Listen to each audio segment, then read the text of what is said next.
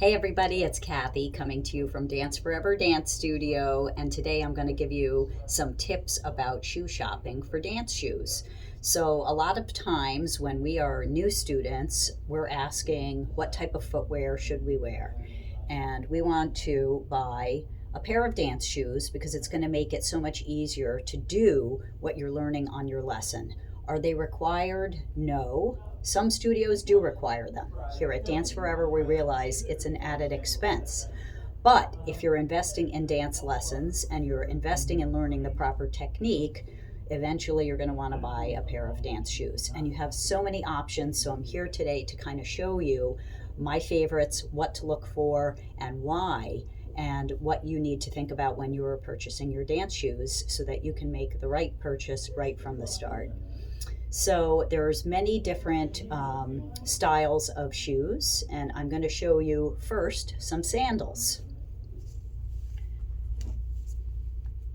Ladies love to buy black shoes. You'll see a short stacked heel and open toes. What I look for in all of my shoes is a double strap. It comes under the arch of the foot and across the top of the bridge of the foot. This has what's called a quick release buckle. You adjust this buckle once and then you never have to adjust it again. You just slip it behind this little clip on the buckle. In and out, quick release. If these tails are long, after you've moved your buckle up, you can cut them so that they don't hang past your shoe. Okay? We recommend that ladies do not start with black shoes because black shoes, while they might match all of the black in your closet, are drawing attention to your feet. And as new dancers, we don't necessarily have great footwork. We don't necessarily want people looking at all the mistakes our feet are making. So we recommend that you buy a nude skin tone shoe. These copper color ones are also considered nude, and some are in darker color copper. So this sandal, this is little Mary Jane by my favorite brand, Elegance, Kalachi. They're made in Europe, and I just find they have extra cushion padding for our feet. This one has a Velcro strap. So there's a buckle here on the side, and there's lots of Velcro. If you get something with Velcro, you want to make sure there's a length of Velcro, because if you have a narrow foot and you need to adjust this tighter and there's not enough Velcro, there's nothing there to attach. The Velcro loops won't grab. So that's an important thing about fit. You need to try on shoes like you're searching for Cinderella's slipper. Okay? This is one other of my favorites. This one has a forefront buckle that's adjustable, so you can adjust the width of the foot. Lots of ladies like this because it has a closed side and an open side. You want to make sure the straps do not allow your pinky toe to escape. So this is the closed side, and this is the open side. The open side allows, if you have a bunion, lots of ladies do from years of wearing high heels or maybe doing sports, this allows your foot to be comfortable. And again, you'll see the strap comes under the arch and crosses the top of the bridge. This allows our foot to be held back in the heel cup. You'll notice a very ample heel cup here. Some shoes I've purchased where this is very sexy and narrow, and then when you do something where you need to use just the ball of your foot, you find your heel is leaving the heel cup. Very dangerous. This one has Velcro again, and the little buckle adjusts on the Velcro. Okay, so these come, I think, in different colors. You can see it's got that little glitter that's built into. And so these have been worn hard. They really need to go bye-bye. Do not wear shoes when the interior has a defect like this. I have worn these completely through, and if I continue to wear them, that can develop a wound under the skin on my foot. Our feet are our tools as dancers, so you want to make sure that you take really good care of your feet. Time to order another pair of those for Kathy. Another popular option is closed toe or open toe. These are called practice shoes. Lots of coaches who teach all day in the studio, they will be wearing this heel. So this is a higher heel than the sandal, but not by much. These have ventilation, so keeps our feet cool. There are different lengths of the vamp. So this one has 1, 2, 3, 4, 5, 6 eyelet. I've seen some that have as many as 11 eyelet. So this is another reason why you want to try on. I've tried many different manufacturers of this, and some of them have not held my foot tight enough for me to purchase them and fit and dance in them. If you don't like showing your toes, invest in a pair of closed toes, okay? What people like about the practice shoe is their support for the whole foot. So it feels very sturdy. If I'm teaching new students and they don't have their balance and they're using my body for balance, this helps me hold both of us up. We have these gorgeous booties. So there are shoes that are available kind of in all types. These you have to lace once, and then you can zip the back in and out.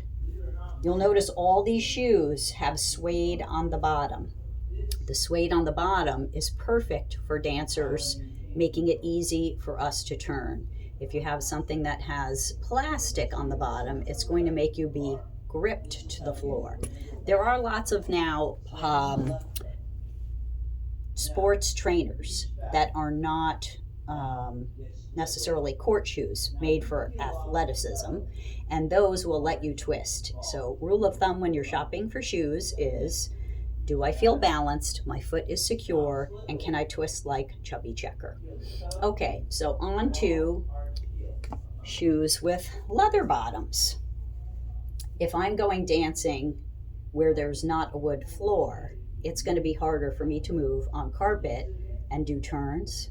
Or if the floor is vinyl, it might not be very slippery. And so I'll wear a leather bottom pair of shoes. It's getting harder and harder to find affordable leather shoes. Okay, these are made in Argentina.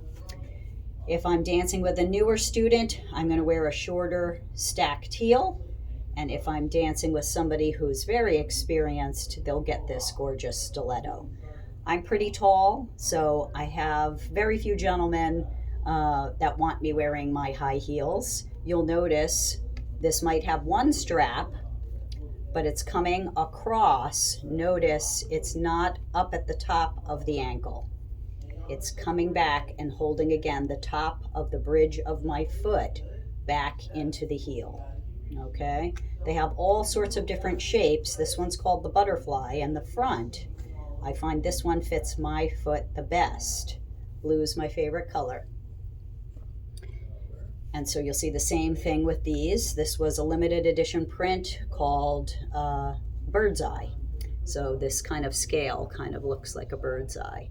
And so you'll see the strap is holding us back. It's not coming at the top and cutting off our Achilles tendon flexibility. Those look very sexy, but they do not hold our foot back. Okay, couple more pairs. You can now buy shoes highly decorated. Stones come on them. It used to be back in the day that we would do them ourselves or have little specialty surprises. So this one was done for me as a gift. This one was done for me as a gift. Okay, hand set stones. Crystals can be in any color, and they can be for competition to match a performance dress. You're seeing here a tapered heel. So it comes in and flares back out. So we have a little bit better balance there.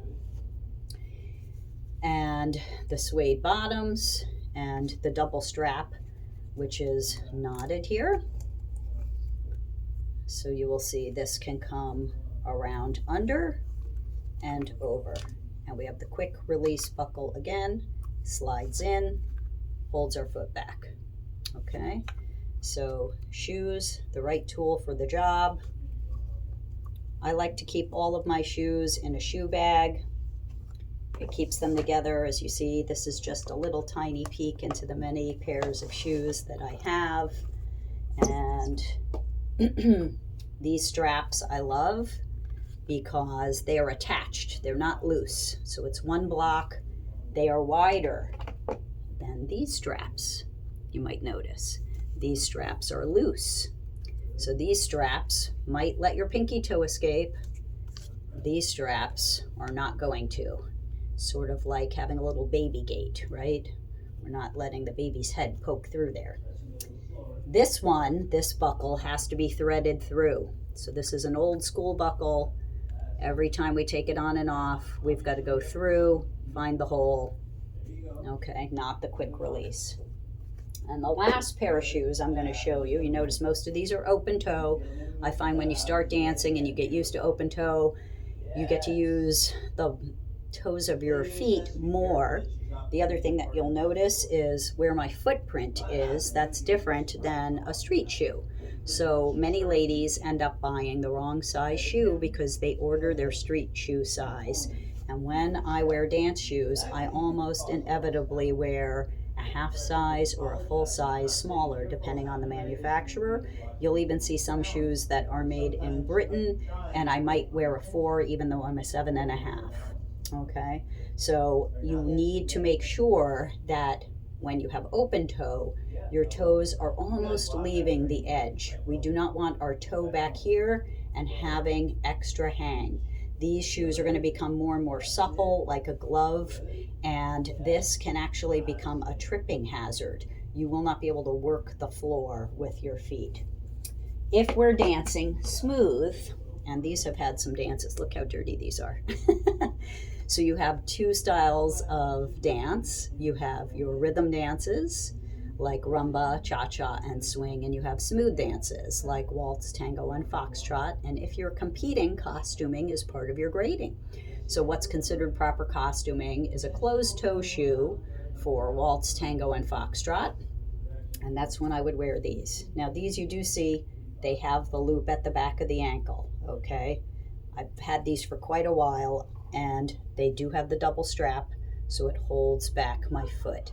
And what's popular is to have a shorter heel because we need to take heel leads and roll through the ball of our foot or going backwards from the ball to the heel. And we need to be able to feel our balance with a shorter heel rise if we are going to get rise and fall going. If we're already on the ball of our foot, we can't really rise except through our legs. So acceptable to wear shorter heel heights. We wouldn't pick a stiletto to do a waltz in.